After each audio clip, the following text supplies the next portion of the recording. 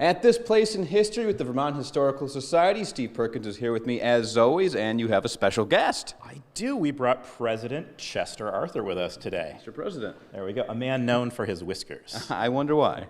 That's right. So Chester Arthur is actually the first president who was born in Vermont. And so he was born right here in Fairfield. We're at the Fairfield town offices, which just so happens to have a little museum to the president right here. So presidential library, here we go.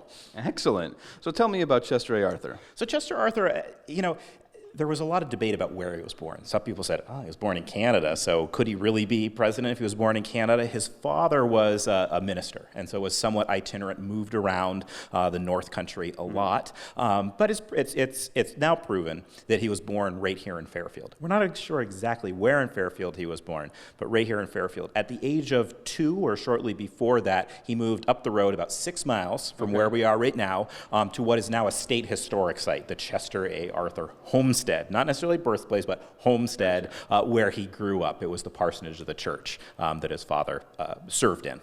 He was the 21st president. What was he famous for?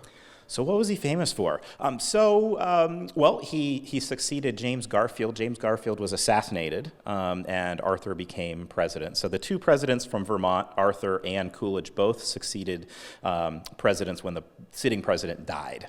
So kind of interesting thing about Vermont presidents. But Arthur, he was an interesting character. He was part of the patronage system, and he worked out of the Port of New York. He was a collector of tariffs and really well known in the political realm in the Republican Party. He became vice president somewhat as a concession to the other wing of the party that didn't want patronage involved. Ultimately, he became president, and his biggest thing was getting rid of the patronage system. So something about that idea of the office changes the man, that certainly took place with Chester A. Arthur. The other big thing he's known for is he redecorated the White House. He went to go move into the White House. He said, this is horrible.